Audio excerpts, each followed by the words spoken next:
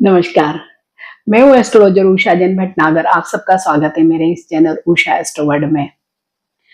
इसी साल 2025 के शुरुआती 4-5 महीनों में ही 4 बड़े स्टार्स ने अपनी राशि का परिवर्तन कर लिया है, जिसमें शनि है, राहु, केतु और बृहस्पति देव हैं।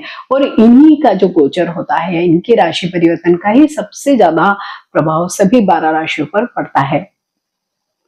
जब भी कोई ग्रह राशि का परिवर्तन करता है तो वह एक ही राशि में जो जो नक्षत्र आते हैं उनसे होकर गुजरता है, और ज्यादातर किसी भी ग्रह के जो भी परिणाम देने की जो भी प्रवृत्ति होती है या जो भी उसकी स्थितियां होती है वो उस पर्टिकुलर नक्षत्र पर ही आधारित होती है।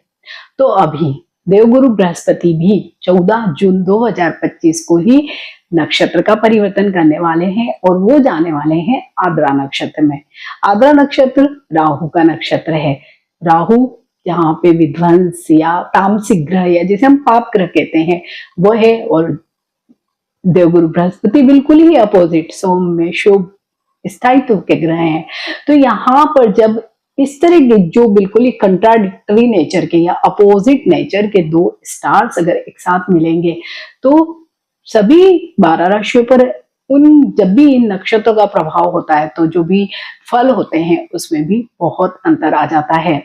तो इस वीडियो में मैं आपसे यही शेयर करने वाली हूँ कि जब देवगुरु बृहस्पति 14 जून से ही आद्रा नक्षत्र जो राहु का नक्षत्र है उसमें प्रवेश कर जाएंगे तो सभी 12 राशियों पर इस नक्षत्र के कारण देवगुरु बृहस्पति के जो भी फल हैं वो कैसे प्रभावित होने वाले हैं। ये वीडियो या ये जो राशिफल है वो चंद्र राशि पर आधारित है। चंद्र राशि को देखना बहुत ही आसान होता है। आप अपनी जन्म कुंडली को देखिए और वहां पर चंद्रमा की स्थिति को देखिए और उसके आगे जो भी नंबर लिखा है वही आपकी चंद्र राशि होगी। ये लग्न या सूर्य राशि पर आधारित नहीं है, तो आपको केवल और केवल अपनी चंद्र राशि से ही इस वीडियो को देखना है। देवगुरु बृहस्पति राहु के नक्षत्र आद्रा में जा रहे हैं। राहु के 3 नक्षत्र होते हैं, आद्रा, स्वाति और शतभिषा। इसमें आद्रा नक्षत्र में राहु डिस्ट्रक्टिव नेचर के हो जाते हैं। मीन्स कोई भी नई शुरुआत जब होती है तो हमेशा पुरानी चीजों को तोड़ना पड़ता है या उनको छोड़ना पड़ता है, तभी नई शुरुआत होती। बिल्कुल यही इस नक्षत्र का नेचर है। जहां पे गुरु ज्ञान और बैलेंस के कारक हैं, राहु इससे जस्ट अपोजिट बिल्कुल ही अलग प्रकृति का ग्रह है। जब दोनों एक साथ मिलेंगे तो रिजल्ट भी अलग होंगे। तो 14 जून से लेके 13 अगस्त में 60 दिन तक ये बृहस्पति देव आद्रा नक्षत्र में ही रहेंगे। यह नक्षत्र मिथुन राशि का नक्षत्र है, और अभी इस साल बृहस्पति देव तो स्वयं मिथुन राशि में ही गोचर कर रहे हैं। तो गुरु और राहु दोनों विरोधी ग्रह हैं। गुरु शुभ सात्विक स्थायित्व के कारक है, वहीं पे राहु पाप और तामसिक ग्रह है। बुरे नहीं है लेकिन उनकी प्रवृत्तियां तामसिक है। तो गुरु और राहु का मिलना एक अलग ही तरह का कॉम्बिनेशन बना रहा है। गुरु तो शुभ है लेकिन राहु अशुभ नहीं है, वो है पाप ग्रह। तो गुरु ज्ञान के कारक है, वहीं राहु क्या है, आविष्कार का या नया रिसर्च जितनी भी होती है उन सब का कारक है। और जब ज्ञान और विज्ञान दोनों चीजें मिलती है तो कहीं न कहीं या तो संहार के लिए कोई चीज बनेगी, विध्वंस के लिए बनेगी, या कोई एक नई शुरुआत, एक नई चीज का उदय भी होता है। मीन्स इस तरह का एक कॉम्बिनेशन है। तो आद्रा नक्षत्र क्या है, सबसे पहले ये जाने। तो आद्रा नक्षत्र को दक्षिण में तिरुआद्राई नक्षत्र भी कहा जाता है। आद्रा शब्द का जो शाब्दिक अर्थ है उसका गीला या वेट या मॉइस्ट वाला, कोई भी चीज नम होनी, ये इसका मतलब है। और इसका सिंबल भी इसीलिए क्या है, टीयर ड्रॉप या आंसू है। इस नक्षत्र की जो थीम है ना वो है दर्द, बिखराव, आइसोलेशन, डिटैचमेंट, ये सारी चीजें जो नेगेटिव है। और इसका एक सिंबल है ह्यूमन स्कल या खोपड़ी, और इसके देवता भी कौन है, कपाली या रुद्र, या बहुत जोर से रोने वाले रोरव। लेकिन इसका मतलब ये नहीं है कि ये केवल नक्षत्र रुलाने ही आया है, और क्योंकि कॉम्बिनेशन अलग है तो चीजें डेफिनेटली अलग होगी। क्योंकि राहु मिथुन राशि में उच्च के होते हैं, तो यहाँ पे ये क्या करेगा, आद्रा नक्षत्र प्रसिद्धि देने वाला बन जाएगा, धन सफलता देने वाला बनेगा। लेकिन जो भी धन सफलता मिलेगी वो कहीं ना कहीं किसी तोड़फोड़ या डिस्ट्रक्शन के माध्यम से भी आ सकती है। इस नक्षत्र को ऊर्ध्वमुख नक्षत्र भी कहा जाता है, जैसे इसका मुंह ऊपर की तरफ हो, तो जब भी कोई मुंह ऊपर की तरफ है तो वो कोई ना कोई चीजों को निगल रहा है। इस तरह का ही इस नक्षत्र का जो भी सिंबल या जो तरीका है वो बिल्कुल ऐसे ही समझ में आता है। और इस नक्षत्र की जो वनस्पति है वो है अगर, और अगर इसका कोई एनिमल वाला सिंबल देखते हैं तो वो है कुत्ता। तो यहाँ कहीं ना कहीं उपायों में इन चीजों का भी हम यूज करेंगे। ऐसे भी राहु को क्या कहा है, धुआं कहा गया है। इल्यूजन्स या डिल्यूजन्स वाली जो स्थितियां राहु देता है। और ये जब मिथुन राशि में आ रहा है तो ये तो काल पुरुष की कुंडली में मिथुन राशि तीसरी राशि होती है, और यहाँ पर राहु क्या होता है, कारक होता है।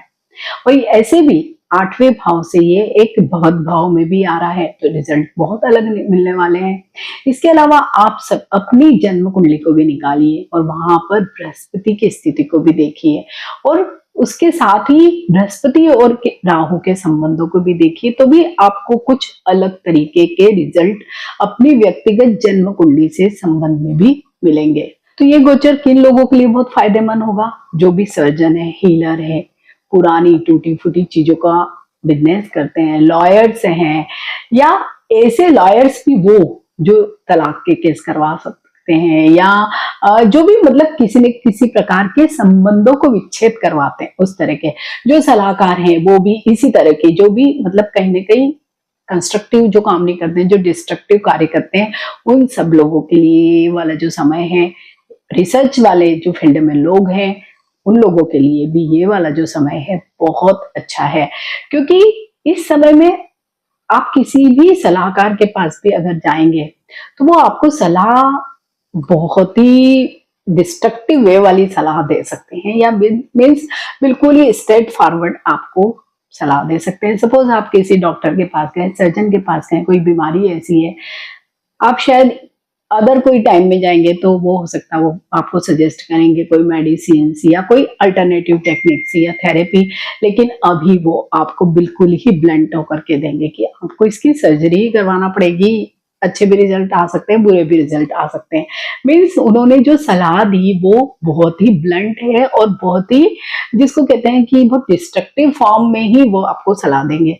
सपोज आपका कोई तलाक का केस चल रहा है, जमीन जायदाद का कोई केस चल रहा है, या सपोज तलाक का केस है, तो वो आपको इस समय में पेचअप करने की सलाह नहीं देगा कोई भी लायर। आपको वो सलाह देगा कि कैसे भी करके आप इस संबंध से बाहर निकल जाइए। मीन्स इस समय में जो लोग भी अगर सलाहकार का कार्य करते हैं, सर्जन है, हीलर है, ऑकल्ट से रिलेटेड कार्य करते हैं, रिसर्च के क्षेत्र में जो लोग कार्य कर रहे हैं, मीडिया से रिलेटेड जो लोग हैं, जो भी हम न्यूज चैनल्स देख रहे हैं, एंकर हैं, या सोशल जो प्लेटफॉर्म्स हैं वहां पर आप लोगों को देखेंगे, तो उनका जो अभी कोई भी चीज को बताने का तरीका या सलाह देने का या कार्य करने का तरीका एक डिस्ट्रक्टिव फॉर्म में ही होगा। आप जरूर इस चीज को नोटिस करेंगे 14 जून से लेके 13 अगस्त के समय में, कि आप अगर न्यूज भी देखेंगे तो वही बहुत ही एक साधारण न्यूज को भी वो कहीं ना कहीं डिस्ट्रक्टिव वे में प्रेजेंट कर सकते हैं। आप अगर सोशल प्लेटफॉर्म पर लोगों को देखेंगे तो वहां पर भी इसी तरह की चीजें आपको दिख सकती है। आप अगर किसी भी प्रकार के, अगर आपके कोई लीगल कोई भी मुद्दे चल रहे हैं, तो आप देखेंगे कि आपका जो लॉयर है वो आपको कुछ डिफरेंट ही तरह के आपको सलाह देगा। आपका डॉक्टर है वो आपको बिल्कुल डिफरेंट तरह की सलाह देगा। मीन्स इस 2 महीने के समय में आप देखेंगे कि कोई भी कंस्ट्रक्टिव चीज ना होके डिस्ट्रक्टिव चीजें ही होंगी। तो ऐसे में क्या करना चाहिए, एक रेमेडी ही है ये कि हमको थोड़ा इंतजार करना है इन 2 महीनों के समय में, जहां तक हो सके या बहुत नेसेसरी ना हो तो सारे जो भी अगर बड़े डिसीजंस हैं तो उनको थोड़ा सा पोस्टपोन मोड में ही रखा जाए तो बेटर होगा। तो इस वीडियो में मैं आपसे सभी 12 राशियों पर जब बृहस्पति देव इस आद्रा नक्षत्र में गोचर करेंगे तो क्या कुछ फल मिल सकते हैं, और सचमुच बहुत डिफरेंट फल मिलने वाले हैं। तो मैं सभी 12 राशियों के लिए यहाँ पर वीडियो शेयर करने वाली हूँ, शायद एक पार्ट में या 2 पार्ट में आप इसको जरूर देख सकते हैं। साथ ही टाइम स्टैम्प जरूर लगाने वाली हूँ क्योंकि वीडियो बहुत लंबा होने वाला है। तो सभी 12 राशियों के राशिफल के बाद में जो कॉमन उपाय जो सभी 12 राशि वाले लोग कर सकते हैं, आप सबसे शेयर करूंगी, और साथ में उपाय भी। बृहस्पति देव के आद्रा नक्षत्र में गोचर के जो भी प्रेडिक्शन है, इसका ये सेकेंड पार्ट है, और इस पार्ट में तुला राशि से लेकर मीन राशि तक की राशियों का क्या फल मिलेगा, क्या राशि फल रहेगा, मैं आपसे शेयर कर रही हूँ। फर्स्ट पार्ट में मेष राशि से लेके कन्या राशि तक के आपने सभी राशि फल देखे हैं और साथ ही में उपाय भी देखे हैं। इसमें भी सेम यही पैटर्न रहेगा। तुला राशि से लेके मीन राशि तक मैं राशिफल आपसे शेयर करूंगी, देन फिर उपाय शेयर करने वाली हूँ। सबसे पहले बात करेंगे तुला राशि की। बृहस्पति देव तुला राशि के आद्रा नक्षत्र में आपके भाग्य भाव यानी 9th हाउस से होकर गुजरने वाले हैं, और आद्रा के स्वामी राहु आपके पंचम भाव से गुजर रहे हैं। तो राहु का पंचम और नवम का बहुत ही अच्छा कनेक्शन बन रहा है, एक दूसरे से इंटरकनेक्टेड हो रहे हैं और लक्ष्मी स्थान से एक दूसरे से कनेक्टेड हो रहे हैं। दोनों ही ग्रह ग्रोथ देने वाले हैं, दोनों ही धन को कहीं ना कहीं अट्रैक्ट करने वाले ग्रह हैं। राहु नेटवर्किंग या कनेक्शन के ग्रह है, तो जितने ज्यादा आप कनेक्शंस को अभी ब्रश अप करेंगे, उनसे कांटेक्ट निकालेंगे, तो आपके लिए बहुत अच्छा है। और गुरु इन सभी नेटवर्किंग या कांटेक्ट के थ्रू ही आपके काम बनाने वाले हैं। हालांकि 5वें भाव से भी राहु का संबंध बन रहा है, तो ये संतान का भाव है, तो हो सकता है कि संतान पक्ष से थोड़ी बहुत आपकी चिंता बढ़ सकती है, लेकिन बृहस्पति की दृष्टि आपकी इस चिंता को अवश्य ही कम करेगी। राहु 11वें भाव को देख रहे हैं और बृहस्पति राशि को देख रहे हैं, तो ऐसे में क्या होगा, आपका जो भी प्रभाव है या जो भी आपका जिसको कहते हैं ना कि एक तरह का ओरा है, वो बहुत ही अलग रहने वाला है। लोग आपसे बहुत इम्प्रेस होंगे। मीन्स आप कहीं पर भी जाएंगे, कुछ भी बात करेंगे, तो लोग आपकी बातों को ध्यान से सुनेंगे, आपको फॉलो करेंगे। तो ये एक बहुत ही अच्छी स्थिति राहु और गुरु की वजह से तुला राशि वाले सभी लोगों के लिए बन रही है। और इस समय आप देखेंगे कि आपके कनेक्शंस बहुत बढ़ रहे हैं। जो पिछले पास्ट में आपके कई कनेक्शन ऐसे रहे होंगे जो बहुत सालों से आपने जिनसे बातें नहीं की, अचानक आपकी उनसे बातें हो जाएगी। तो तुला राशि के लिए कनेक्शन नेटवर्किंग का टाइम है ये। साथ ही तुला राशि के जो स्वामी शुक्र हैं, उनकी और राहु की बहुत अच्छी मित्रता है। तो ये जो गोचर विशेषकर तुला राशि वाले लोगों के लिए आद्रा में जब ये गोचर होगा तो बहुत अच्छा रहने वाला है। तो ये 2 महीनों का तुला राशि वाले लोगों को केवल नेटवर्किंग के थ्रू ही अपने काम को बढ़ाने वाला रहेगा, और क्योंकि इसकी थीम रहने वाली है धन, तो आप नेटवर्किंग से ही धन कमाने वाले हैं। तो तुला राशि वाले सभी लोगों के लिए 2 महीने बहुत अच्छे हैं। इस 2 महीने का आपको अवश्य ही उपयोग करना चाहिए, लेकिन आपकी व्यक्तिगत जन्म पत्रिका में कोई अच्छी स्थितियां नहीं है राहु की और बृहस्पति देव की, या दशा अच्छी नहीं चल रही, तो आप वीडियो के अंत में सुझाए गए उपाय को अवश्य ही करें। वृश्चिक राशि। वृश्चिक राशि के लिए आद्रा नक्षत्र में बृहस्पति 8वें भाव से गोचर कर रहे हैं, और राहु जो आद्रा नक्षत्र के स्वामी है वो 4th हाउस या सुख के भाव से गोचर कर रहे हैं। तो 4था भाव और 8वां भाव, ये दोनों भाव आपके एक्टिव हो रहे हैं, जो कहलाते हैं मोक्ष त्रिकोण के भाव कहलाते हैं। तो राहु का तो मोक्ष और धर्म से कोई संबंध नहीं है, उसको इन सब चीजों से कोई मतलब नहीं है, क्योंकि मोक्ष के लिए तो केतु को देखा जाता है। तो वृश्चिक राशि वाले सभी लोगों के लिए बृहस्पति का जो 8वां गोचर इन जनरल अच्छा नहीं माना जाता है, और इस समय ये होता है कि इन लोगों को कहीं से भी अच्छी सलाह नहीं मिल पाती और ना ही कोई ईश्वरीय कृपा इन लोगों को मिलती है। लेकिन अच्छी बात या रिलीफ की बात इन लोगों के लिए यह है कि बृहस्पति की 9वीं दृष्टि 4थे भाव पर है और वहीं पर राहु स्थित है, तो किसी भी चीज से इन्हें भय कम होगा, या कोई भी नुकसान इनका अगर हो रहा होगा तो वो बिल्कुल भी नहीं होगा। वहीं पे राहु 4th हाउस में, तो आपको बहुत ही विचित्र प्रकार के आइडियाज आएंगे। मीन्स आपको जो सलाहकार मिलेंगे, जो भी एडवाइजर होंगे, वो भी आपको बहुत डिफरेंट या बहुत अलग तरह की सलाह देंगे।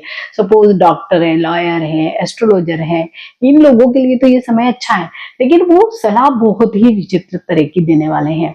और इस समय जो भी वृश्चिक राशि के लोग हैं बहुत ज्यादा कंफ्यूज रहने वाले हैं, क्योंकि बृहस्पति 8वें भाव में है, तो ये कैरियर में बहुत बड़ा बदलाव भी कर सकते हैं। और इधर केतु भी 10th भाव में, तो कुछ ना कुछ बदलाव वहां पर भी हो सकते हैं, जैसे कि काम में अचानक चेंज हो जाना, आपका प्रोफाइल में चेंज हो जाना, या आप अचानक जॉब से बिजनेस, बिजनेस से जॉब, इस तरह की चीजें भी कर सकते हैं। साथ ही आप सब लोगों का ट्रेवल भी बहुत अधिक हो सकता है और ट्रेवल में कुछ हेल्थ इश्यूज भी आपके आ सकते हैं। तो कुल मिलाकर अगर हम देखें तो वृश्चिक राशि वाले सभी लोगों के लिए ये जो बृहस्पति देव का गोचर आधा नक्षत्र में है, थोड़ा सा संभलने वाला ही रहेगा। तो आप सब लोगों को वीडियो के अंत में सुझाए गए उपायों को अवश्य ही करना चाहिए। धनुराशि, धनुराशि के सप्तम भाव में आधा नक्षत्र में बृहस्पति देव का गोचर हो रहा है। शनि की ढैया भी चल रही है, इधर वो भी चतुर्थ की ढैया चल रही है। इधर राशि स्वामी स्वयं खुद अपनी राशि को ही देख रहे हैं। इधर राहु का गोचर तीसरे भाव से हो रहा है। तीसरा भाव राहु का पसंदीदा भाव है, पराक्रम का भाव है। तो तीसरे में राहु का गोचर बहुत अच्छा माना जाता है। तो राहु क्या करेगा यहाँ पर, धनु राशि वाले सभी लोगों को बहुत नित नए आइडियाज देगा और गुरु ज्ञान देगा। तो एक अलग ही तरह का कॉम्बिनेशन बन गया, ज्ञान भी आइडियाज भी। तो लोग आपकी सलाह को या आपके आइडिया को, जो लोग भी बेचते हैं उन लोगों के लिए तो बहुत अच्छा समय है। जो लोग भी इस तरह के काम करते हैं, जो सलाहकार हैं, उनके लिए बहुत अच्छा समय है कि अपने जो बहुत ही अलग तरह के विचित्र प्रकार के आइडियाज भी उनके बिक जाएंगे, मीन्स लोग उनको फॉलो करेंगे और उनका मतलब अच्छा काम चलेगा। समय जो लोग बिजनेस करते हैं, हो सकता है कि कोई नया बिजनेस का उनका आइडिया हो जो थोड़ा सा लीक से हटके हो और वो क्लिक भी कर जाएगा। साथ ही जो लोग विवाह करना चाहते हैं उन लोगों के लिए ये वाला जो समय है बहुत अच्छा है। 2 महीने का समय बहुत ही बढ़िया है। हालांकि शनि की ढैया की वजह से थोड़ा सा शनिदेव भी आपको कंफ्यूज करने वाले हैं। तो इस समय क्या करना है, आपको बहुत ज्यादा कंफ्यूजन की स्थिति में नहीं रहना है, क्योंकि पराक्रम भाव से राहु का गोचर हो रहा है। तो डेयरिंग भी आप रहने वाले हैं। तो कुछ जाना है, जो भी आपको कुछ नया आइडिया आ रहा है या नया कोई भी चीज आप फॉलो करना चाहते हैं तो आप उसको इमीडिएट इफेक्ट से कर सकते हैं। तो धनु राशि वाले लोगों के लिए भी अच्छा ही समय कहा जा सकता है जब बृहस्पति देव आधा नक्षत्र से गोचर करेंगे। तो फिर भी अगर आपकी व्यक्तिगत जन्म पत्रिका में अच्छा समय नहीं दिख रहा है, राहु गुरु की अच्छी स्थितियां नहीं है, तो आप उपाय अवश्य करें। मकर राशि के लिए बृहस्पति आद्रा नक्षत्र में आपके छठे भाव 6th हाउस से गुजरेंगे। जॉब के लिए ग्रोथ तो देंगे, बट दूसरी कई समस्याएं दे सकते हैं, हेल्थ इश्यूज भी दे सकते हैं। वहीं पे राहु 2nd हाउस से गोचर कर रहा है और 2nd हाउस में राहु खर्च बहुत अधिक करवाता है। मीन्स जो भी हमारा जमा धन होता है, हमारे असेट्स होते हैं, बैंक बैलेंस होता है, वो खत्म होने लगता है। वहीं बृहस्पति क्योंकि छठे से गुजर रहे हैं, तो ये जो बैंक बैलेंस का खत्म हो सकता है, आपका रोगों पर, शत्रुओं पर खर्च अधिक हो सकता है। मीन्स आप खुद बीमार हो सकते हैं, कोई फैमिली मेंबर आपका बीमार होगा तो आपके पैसे खर्च होंगे, कोई लीगल मैटर आपका आ सकता है तो आपका कोर्ट कचहरी में कुछ न कुछ खर्चा हो सकता है। तो इस समय आपको सबसे ज्यादा क्या ध्यान रखना है, अपनी सेहत का ध्यान रखना है और जो भी आपके लीगल मैटर्स हैं तो उनको आपको थोड़े से पोस्टपोन मोड में रखना है। अपनी वाणी पर आपको नियंत्रण रखना है। लेकिन मकर राशि वाले सभी लोगों के लिए एक अच्छी बात यह है कि दोनों ही ग्रहों का 8 और 12 पर दृष्टि है।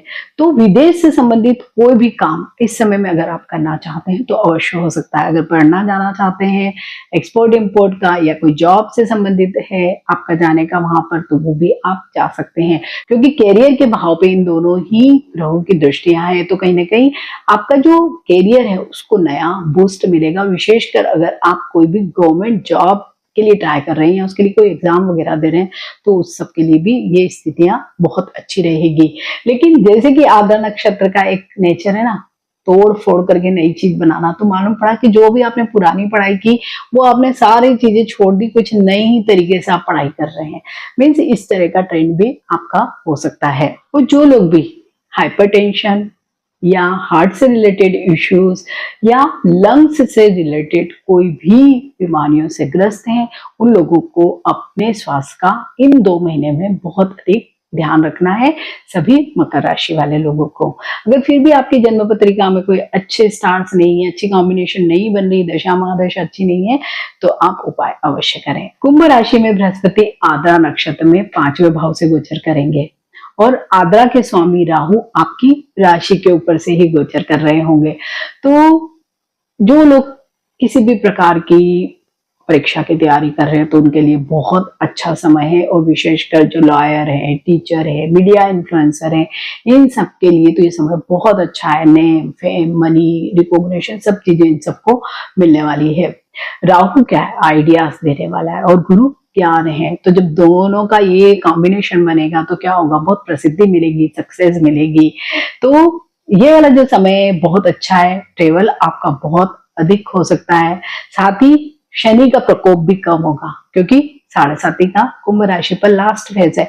तो कुल मिलाकर अगर हम देखते हैं तो कुंभ राशि वाले सभी लोगों के लिए तो जब बृहस्पति देव आद्रा नक्षत्र में गोचर करेंगे तो अच्छा ही होगा, क्योंकि राहु अभी आपकी इच्छाओं के भाव से ही गुजर रहे हैं, तो वो आपकी इच्छाओं को और अधिक बढ़ा सकते हैं इस पर्टिकुलर इन 2 महीने में।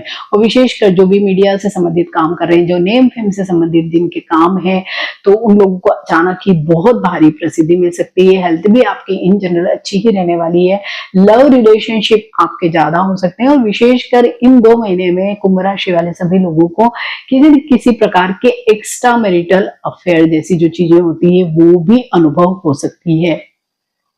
अगर प्रॉब्लम ज्यादा है तो आप उपायों को अवश्य करें। मीन राशि के लिए बृहस्पति आपके चौथे घर से आद्रा नक्षत्र में होकर गुजरेंगे, और आद्रा नक्षत्र के जो स्वामी है राहु, वो आपके 12वें भाव से गुजरेंगे। तो बृहस्पति और राहु दोनों का अभी इस समय में इंटरकनेक्शन बना हुआ है, और 4th हाउस खुद का ही घर है, वहीं पे 12वां जो घर होता है कुंडली का, वो विदेश का घर होता है। तो जो लोग विदेश में रहते हैं उनके लिए ये समय बहुत अच्छा है। साथ ही एक्सपोर्ट इंपोर्ट का जो बिजनेस करते हैं उन लोगों के लिए भी ये समय बहुत अच्छा है। लेकिन शनि का जो गोचर है वो कहीं ना कहीं आपकी चिंताओं को थोड़ा सा बढ़ा सकता है, खर्च अधिक करवा सकता है। नींद ना आना जैसी जो बीमारियां, इंसोम्निया जैसी जो बीमारियां हैं वो आपको दे सकता है। वहीं पे 4th हाउस का जो बृहस्पति होता है वो धर्म में आपका मन लगा सकता है, लेकिन वहीं पे 12वें भाव का जो राहु वो क्या कर सकता है, चिंताएं बढ़ा सकता है। नींद ना आने की बीमारियां जैसे मैंने कहा वैसे बढ़ा सकता है। किसी न किसी प्रकार के आपके कन्फ्लिक्ट बढ़ा सकता है। आपके लोन लेने की जो चीजें होती है उनको आप बहुत फैला के अभी ले सकते हैं। परिवार का कोई सदस्य बीमार हो सकता है तो उसके हॉस्पिटलाइजेशन में आपके खर्चे बढ़ा सकता है, या कई ऐसी चीजें जहां पर अभी सब चीजें शांत चल रही हैं पर आप अपने आप से ही, अपने मन से ही कुछ अज्यूम कर सकते हैं, किसी से शत्रुता है या किसी से बैर भाव आप रख सकते हैं। तो इस तरह का ये जो पूरा संबंध, और उन सब में जो आग में घी का काम करेंगे स्वयं शनिदेव। तो मीन राशि वाले सभी लोगों के लिए आद्रा नक्षत्र में ये जो बृहस्पति देव का गोचर बहुत अच्छा नहीं दिख रहा है, तो आप सब लोगों को उपाय अवश्य ही करने चाहिए। उपाय में क्या करना है, सभी 12 राशियों के लिए एक समान ही उपाय है। तो इस नक्षत्र के जो देवता हैं वो है मारुत, और प्रत्यादि देवता रुद्र हैं। तो हनुमान जी की पूजा अर्चना करने से इसके देवता और प्रत्यादि देवता दोनों ही प्रसन्न होते हैं। ये वायु का नक्षत्र है, वायु तत्व राहु भी है। तो पवन पुत्र हनुमान जी की आप पूजा अर्चना करें, हनुमान चालीसा पढ़े, भजन पाठ का पाठ करें। रुद्राक्ष को भी आप धारण कर सकते हैं, और वो रुद्राक्ष 10 मुखी, 8 मुखी या 11 मुखी हो सकते हैं। तो इन सारी ही चीजों से आप ये वाला जो 2 महीने का समय है बहुत ही आसानी से निकाल सकते हैं। और इसके अलावा जो भी आद्रा नक्षत्र के लिए देखा जाता है, तो जो हर एक नक्षत्र के लिए कुछ एक एनिमल का साइन भी होता है, कुछ वनस्पतियां भी होती है। तो आद्रा नक्षत्र का जो साइन जिसे हम मानते हैं वो होता है कुत्ता।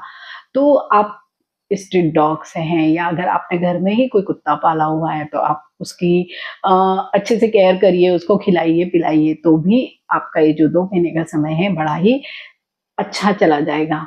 और इस नक्षत्र की जो वनस्पति है वो अगर करके भी एक चीज आती है जो अगरबत्ती बनाने में भी उपयोग होती है। तो इस समय आप किसी भी भगवान के समक्ष या हनुमान जी के ही समक्ष अगरबत्ती जलाते हैं तो भी उसके धुएं से भी, और राहु खुद भी एक धुआं ही है, तो जो आधा नक्षत्र का ये समय है आपके लिए बड़ी ही आसानी से कट जाएगा। तो 2 महीने का ये जो समय है बृहस्पति देव का, जब राहु के नक्षत्र आद्रा में गोचर होगा, और उसके परिणाम स्वरूप सभी 12 राशियों को क्या फल प्राप्त होंगे यहाँ पे इस वीडियो में मैंने आपसे शेयर किया है। अगर वीडियो अच्छा लगता है तो इसे लाइक कीजिए, शेयर कीजिए और मेरे इस चैनल को सब्सक्राइब कीजिए। मिलते हैं एक नए वीडियो में। टिल देन नमस्कार।